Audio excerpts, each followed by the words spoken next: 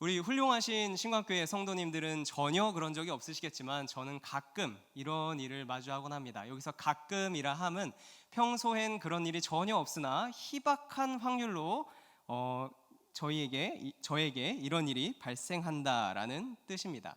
이 말씀을 읽다 보면은 계속 읽어오던 그 말씀이기 때문에 가끔은 좀 지루하기도 하고 피곤해지기도 합니다.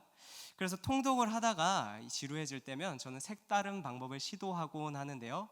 그 방법인즉 한 사람의 인생에 집착해서 성경이 이 사람이 어떤 일을 하였는지 그리고 어떻게 평가하는지를 쭉 마치 다큐멘터리를 찍듯이 밀착해서 보는 방법입니다.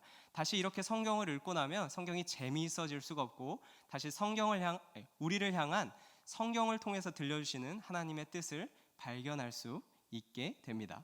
오늘은 이러한 방식으로 저와 함께 입다의 이야기를, 입다의 인생, 입다란 사람에 대해서 살펴보며 은혜 받기를 원합니다.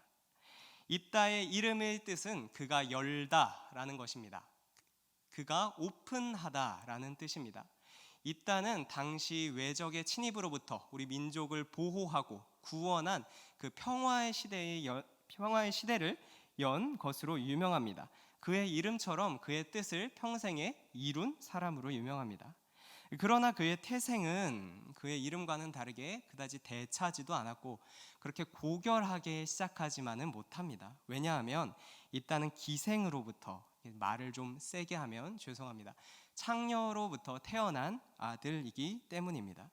이것이 입다의 인생에 있어서 가장 첫 번째 이력이자 그 성장기 시절의 입다를 가장 구렁텅이로 몰아놓은 그런 결정적인 요인이 됩니다. 이 왜 그러느냐? 입다가 살던 당시에는, 입다가 살던 집에는 입다만 크는 것이 아니라 입다 길르앗이 정식 아내에게서 낳은 아들들도 같이 컸기 때문입니다. 쉽게 말하자면 사사기판 홍길동전 같은 느낌이죠. 너는 서자다. 우리 집에서 아무것도 해줄 수 있는 것이 없으니 뭐라 요구하지 마라는 것입니다. 이 홍길동전과 다른 느낌이 있다면 홍길동은 자기가 원해서 자기 아버지의 집을 나왔지만 입다는 형제들에 의해서 쫓겨나고 맙니다. 아버지의 유산과 기업을 우리 형제들은 물려받을 수 있어도 너에겐 줄 것이 없으니 형제들은 입다를 이렇게 몰아세우고 쫓아내기에 이르는 것입니다. 이 입다의 불행은 여기서 끝이 아니었습니다. 이후에 보면 성인이 된 입다가 그 길르앗 지역의 장로들과 함께 대화를 나누는 장면이 나오는데요. 그때 입다는 장로들에게 이런 말을 합니다. 너희가 전에 나를 미워하여 내 아버지의 집에서 쫓아냈다라는 말을 합니다. 이 말로 미루어 봤을 때 그 지역의 지도자들조차도 입다를 사랑으로 포용해주지 못한 것을 볼 수 있습니다. 입다는 이렇게 가정에서도 사회에서도 사랑받고 포용받지 못한 채 쫓겨난 그런 유년 시절을 보내게 됩니다. 그래서 입다는 돕이라는 곳으로 도망을 갑니다. 이 돕이 어떠한 곳이냐? 이 국내에 있는 곳이 아닙니다. 외국 땅으로 아주 멀리 도망을 가게 됩니다. 이 당시에 한 사람이 외국에 가서 살았다라는 것은 참 많은 것을 의미할 수 있겠지만 입다의 경우 확실한 것은 이전에 자기가 살았던 땅에서는 자신을 더 이상 포용해주지 않았기 때문에 쫓겨나서 그 지역에 어쩔 수 없이 살았다는 것을 의미하겠지요. 이제 입다의 주위에는, 돕에 살던 입다의 주위에는 잡류가 모입니다. 여기서 이 잡류라 함은 도덕적으로 타락한 사람이라기보다는 입다와 같이 태생적인 한계가 있어서, 뭔가 이 근본적인 사람의 한계가 있어서 일반적으로 사회생활을 하고 입신양명의 방법을 통해서는 그 자신의 입지를 끌어올리는 것이 불가능한 사람들을 잡류라고 부릅니다. 이 사람들은 본능적으로 이런 성향이 있는 것 같습니다. 처지가 비슷한 사람들, 자기와 비슷한 경험을 가진 사람들끼리 이게 뭉치는 것이죠. 입다가 창녀의 아들이기 때문에 태생적으로 당대 주위 사람들로부터 미움을 받고 쫓겨난 것처럼 입다와 비슷한 처지에 있는 사람들끼리 이렇게 뭉쳐가는 겁니다. 자의반 타의반에 의해서 같이 모여 사는 겁니다. 그리고 기회가 되면 누구든지 이곳을 떠나고 싶어 하기 마련이겠지요. 이 입다 이야기는 잠깐 옆으로 미루고 그 당시에 이스라엘이 직면한 상황을 먼저 보도록 하겠습니다. 이 사사기 11장 4절에 보니 입달이 이렇게 내쫓은 후에 이게 무슨 일입니까? 얼마 후에 암몬 사람들이 이스라엘 사람들을 치려고 합니다. 정확히는 길르앗 지역을 치려고 합니다. 사실 이 이스라엘 사람과 암몬 사람들과의 관계는 극악으로 치닫아 있는 상황이었습니다. 이미 18년에 걸쳐서 암몬 사람들은 지독하게도 이스라엘 사람들을 괴롭혀 왔기 때문입니다. 학대해온 전력이 있기 때문입니다. 이 사사기는 10장에서 왜 이렇게 암몬 사람들이 이스라엘 사람들을 괴롭혔는지를 설명하는데요. 어느샌가 이 이스라엘 사람들이 하나님을 버리고 우상을 숭배하기 시작합니다.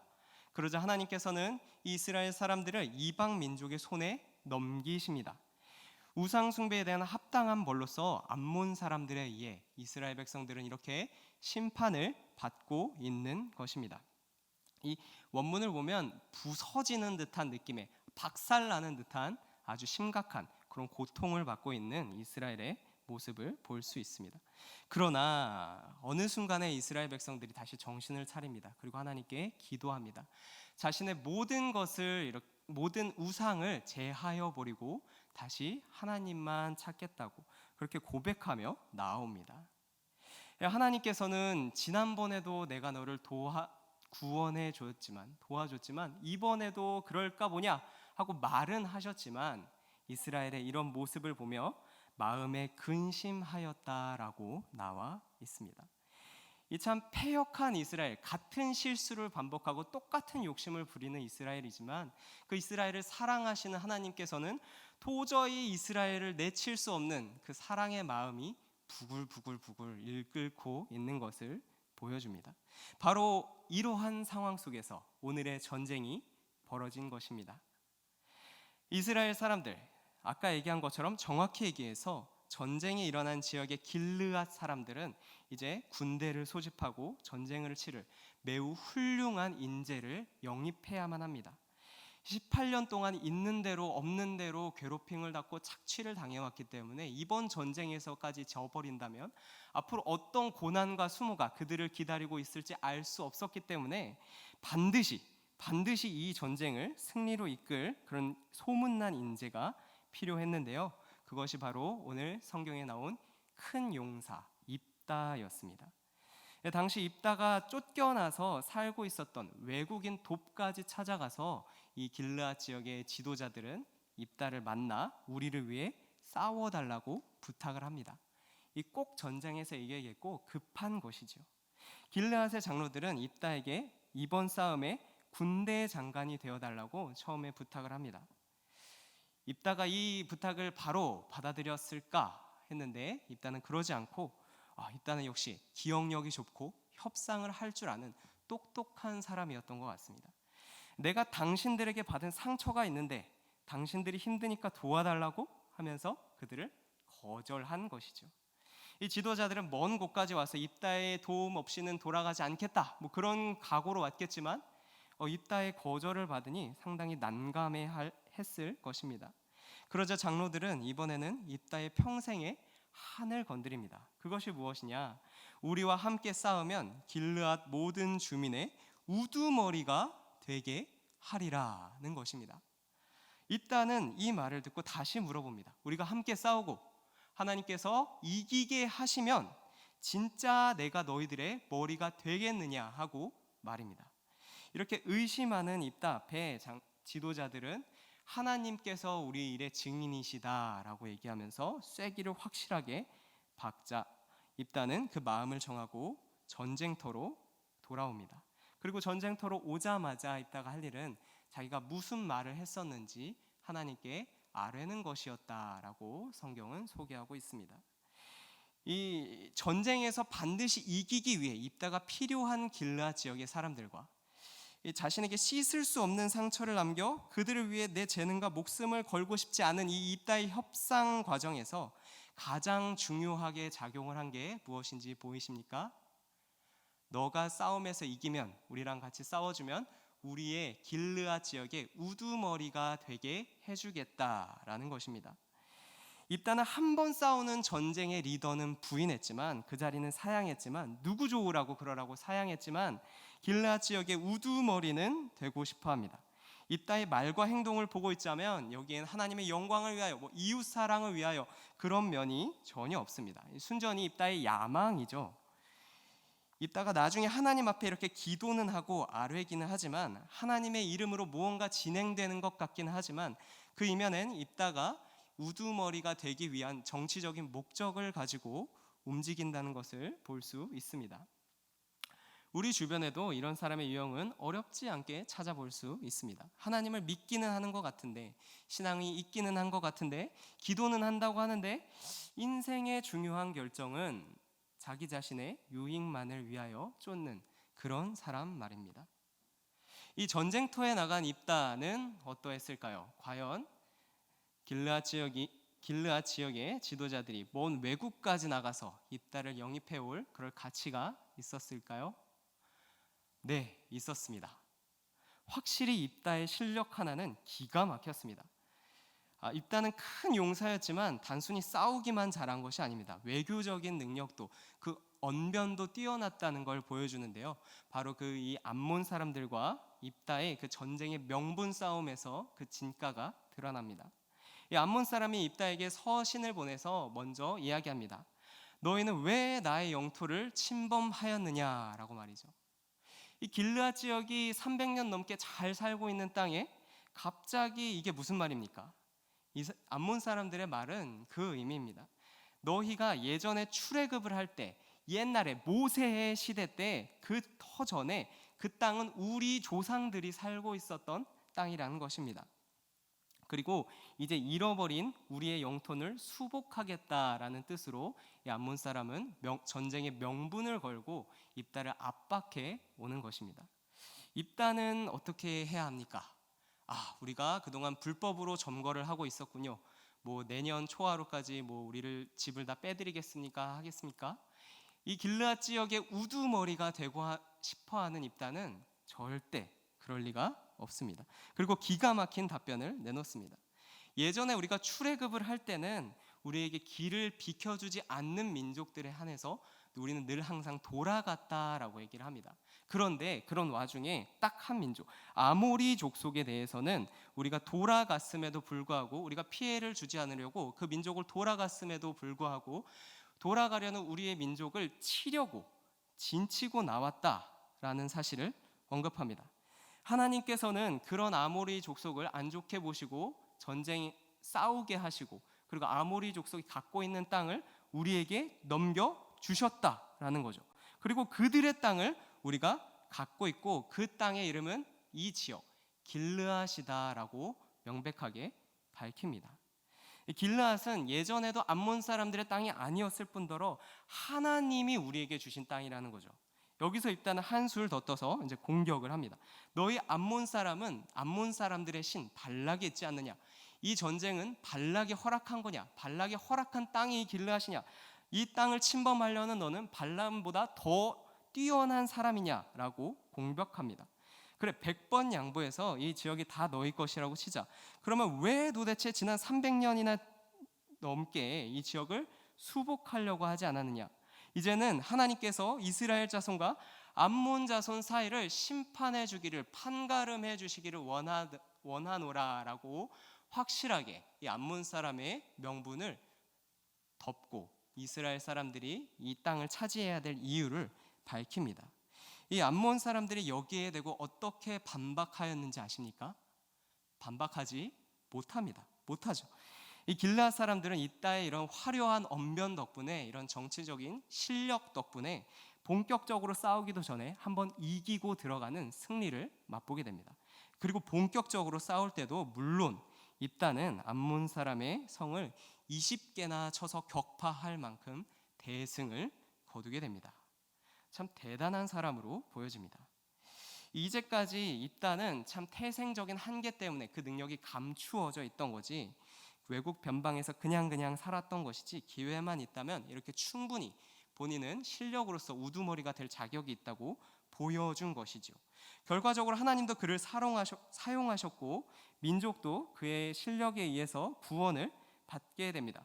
더 이상 그에게 아무도 누가 뭐라고 할 수 없는 찬란한 성과를 거둡니다. 그러나 모두가 알다시피 입다는 이 과정 속에서 아주 치명적인 실수를 합니다.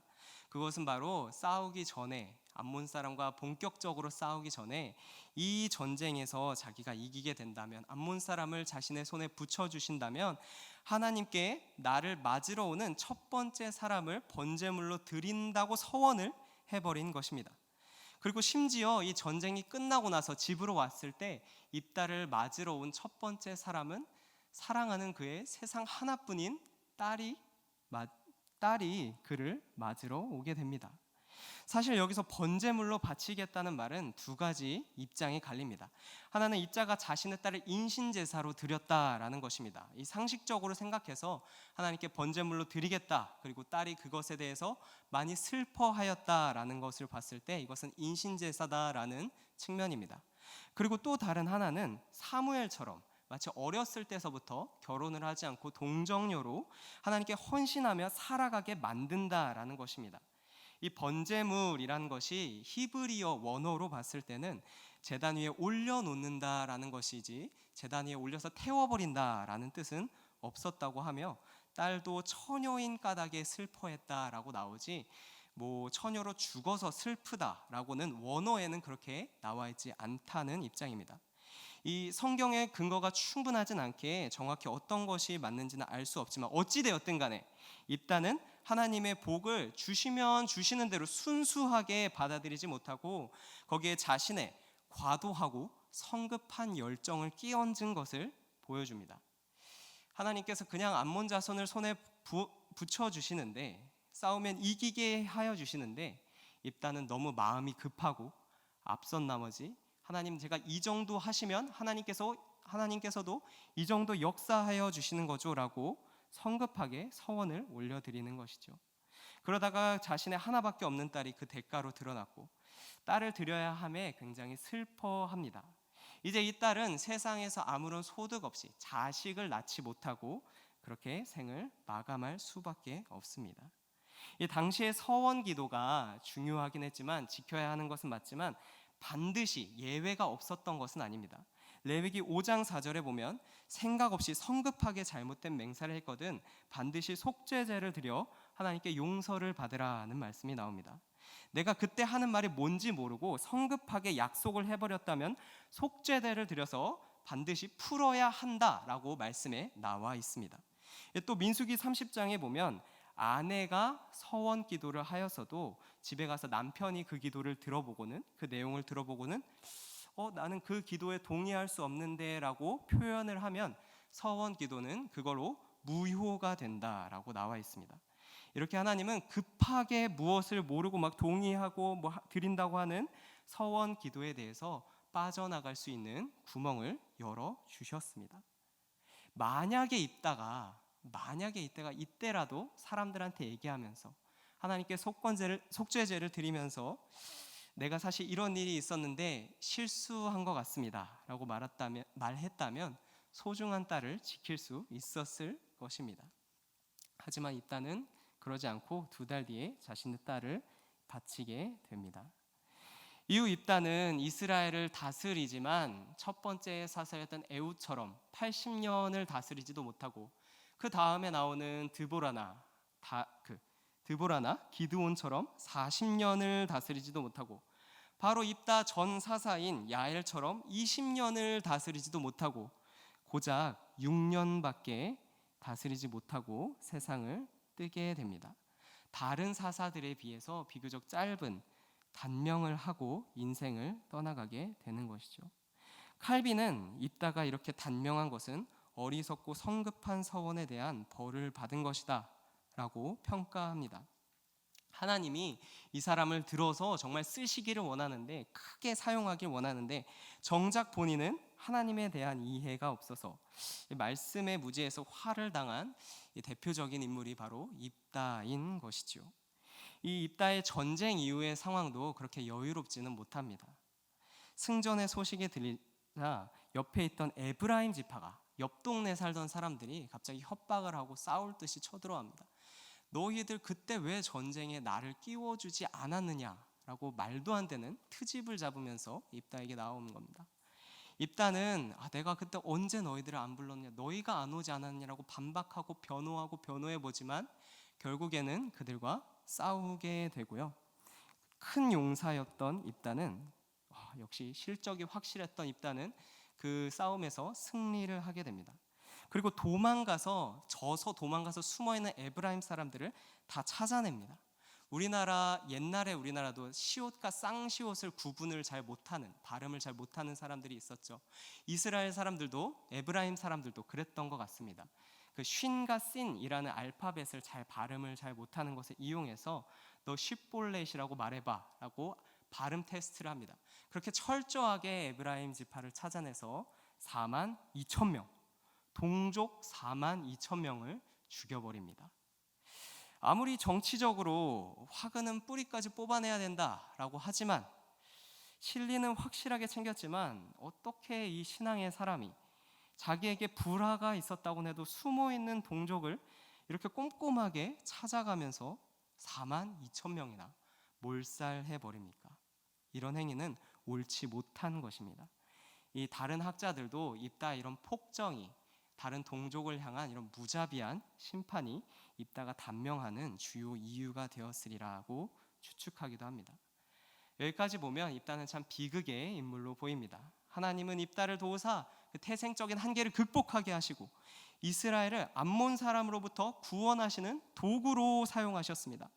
실제로 입다는 그 능력이 있는 사람이었고 출중하게 자신의 능력을 활용해서 백전백승을 거둡니다.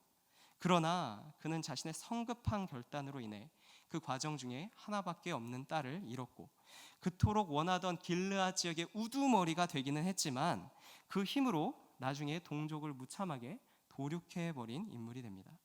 하나님을 잘 알고 하나님의 도구로서 만족하는 삶을 살아야 하는데 입다는 그러한 삶을 살지 못했다는 것이죠. 이후 입다에 대한 평가는 성경 전체에서 딱 한 번 나옵니다. 딱 한 번 등장합니다. 제가 그 말씀을 읽어드리도록 하겠습니다. 내가 무슨 말을 더하리요? 기드온, 바락, 삼손, 입다, 다윗 및 사무엘과 선지자들의 일을 말하려면 내게 시간이 부족하리로다. 아멘. 이 말씀은 여러분들이 보시는 바와 같이 히브리서 11장에 나오는 내용입니다. 잠깐, 히브리서 11장에 입다가 나옵니다. 히브리서 11장은 소위 말하는 믿음장입니다. 과거 훌륭한 신앙을 가지고 있었던 사람들이 하나님 앞에 이렇게 믿음으로 나와서 이렇게나 본이 되었다는 것을 쭉 소개하는 장이 히브리서 11장입니다. 믿음의 전당과도 같은, 쉽게 말해 여기 있는 사람들은 전부 하나님께서 기뻐하시는 자들이었고 결국 다 천국 갔다고 보면 되는 사람들이 있는데, 우리가 아는 그 입다가 이 믿음장에 나와서 하나님께 인정을 받고 있는 장면이 나옵니다. 이 어떻게 된 겁니까? 입다는 신앙적으로 실패한 사람 아니었습니까?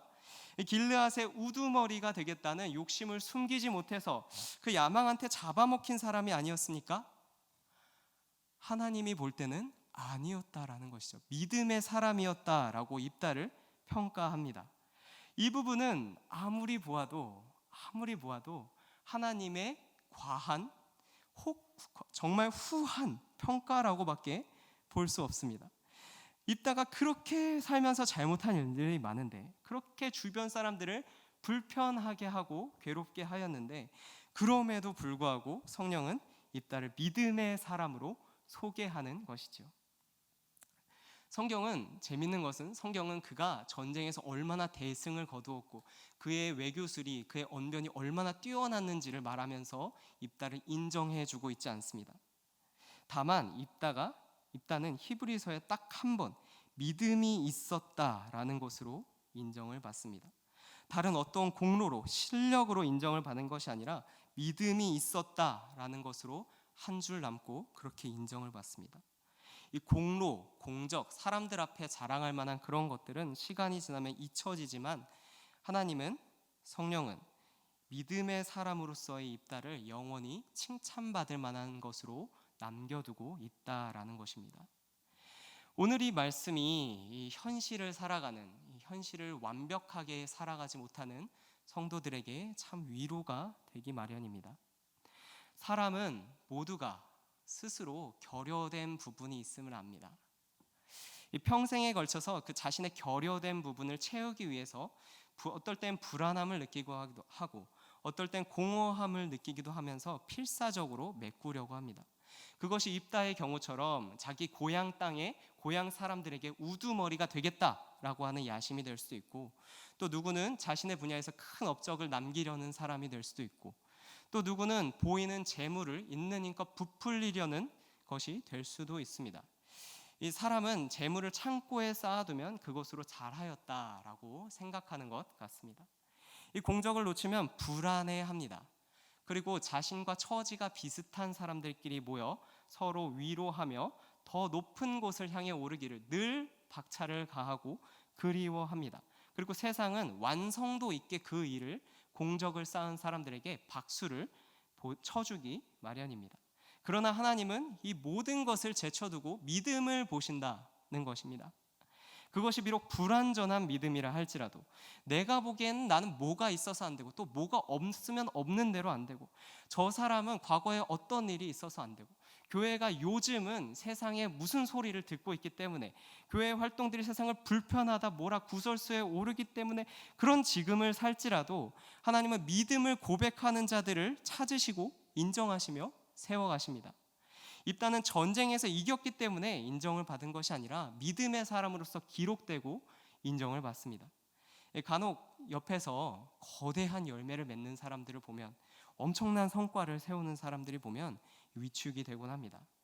이 신앙이 없음에도 불구하고 도덕적으로 참 훌륭한 결단을 내리는 사람을 보면, 나와 비슷한 연배임에도 불구하고 나와는 비교도 되지 않을 정도로 참 잘 나가는 사람을 보면 참 한탄스럽기도 합니다. 나는 도대체 뭘 했는가? 무기력에 빠지기도 합니다. 어쩔 때는 입다에 공감이 되면서 내가 그때 잘 나가고 있을 때 그 한마디만 안 했었더라도, 내가 동족 옆에 있는 내 주위에 있는 사람들을 그렇게 무자비하게 내치지만 않았더라도 내가 이렇게 되지는 않았을 텐데, 이거밖에 안 되지는 않았을 텐데 후회하는 우리의 모습을 보기도 합니다. 아무리 그럴지라도 너무 무기력하게 계실 필요 없습니다. 우리 성도님들은 하나님께서 인정하는 믿음을 가진 사람들이기 때문입니다. 다른 것을 아무리 잘해봤자, 많은 공적을 쌓아봤자 하나님 앞에서 이 믿음에 비할 바가 되지 못합니다. 결국 하나님께서 기억하시고 영원히 남는 것은 우리가 믿음이 있었느냐라는 것입니다. 하나님은 나중에 오셔서 입다에게도 입다를 기록할 때 왜 입다는 그 더 성숙한 결단을 보여주지 못했을까? 왜 입다는 그렇게 조급한 마음을 내줘서 주변 사람들을 불편하게 했을까라는 것을 기억하시지 않았습니다. 불완전하지만 하나님을 기쁘시게 하려는 믿음을 가지고 있었다는 것을 보시고 그 믿음을 받으십니다. 믿음은 뿌리와도 같아서 그것에 계속 매여 있고 그것을 지키는 자에게 생명력을 계속 공급해 나갑니다. 이 수없이 많이 흔들린다 해도 뿌리가 확실한 사람은, 뿌리로부터 양분을 받는 사람들은 죽지 않습니다. 오히려 하나님께서 그런 우리를 기쁘게 받으시고 빚어 나가시기 마련입니다. 입다에게 이런 믿음을 보시고 후한 평가를 내려주신 하나님께서 우리와 함께 하실 것을 믿으며, 이 하나님의 그런 은혜가, 하나님의 후한 평가가, 십자가의 사랑이 우리 성도님들과 함께 하기를 소망합니다. 우리 같이 기도하도록 하겠습니다.